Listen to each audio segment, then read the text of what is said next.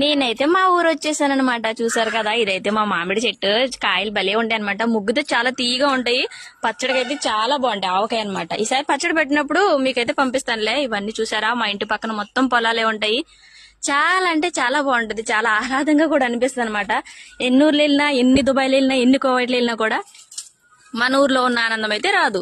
So నేను అందుకే వచ్చి రాగానే హాస్పిటల్లో ఉన్నాను. తర్వాత వచ్చిన తర్వాత హాస్పిటల్ నుంచి అయితే ఇంటికి వచ్చాను. ఇప్పుడైతే మామిడికాయలు అయితే బా చూడగానే నూరు ఊరిపోతుంది అనమాట. ఇప్పుడు దీంట్లో ఉప్పు కారం వేసుకుని తినేయాలి తొందరగా. అబ్బా, పెద్ద సత్యాన్ని కనుక్కున్నారండి మీరు, ఉప్పు కారం ఇలా వేయాలని. ఆగబాయ్ చేతివమ్మ పగలగొట్టమండి. మా ఊళ్ళో ఎంత బాగా పగలగొట్టారో చూడండి. అబ్బా, మామిడికాయ ముక్క నీళ్ళ కారం ఉప్పు కలుపుకుని తింటే నోట్లో నీళ్ళు వస్తున్నాయి కదా, మింగేయండి.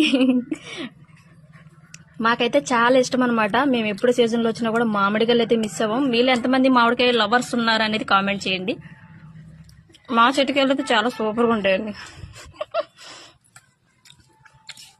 చూసారు కదా, మామిడికాయని అయితే ఇలాగా పగలగొట్టుకుని ఉప్పు కారమిల్లో నంచుకుని తినాలన్నమాట. మీలో ఎంతమందికి ఇలా తినడం ఇష్టమో కామెంట్ చేయండి. మాకైతే చాలా ఇష్టము. మీకు ఎవరికైనా మామిడి కావాలంటే కింద కామెంట్ బాక్స్ లో చెప్పండి, మేమైతే పంపిస్తామన్నమాట.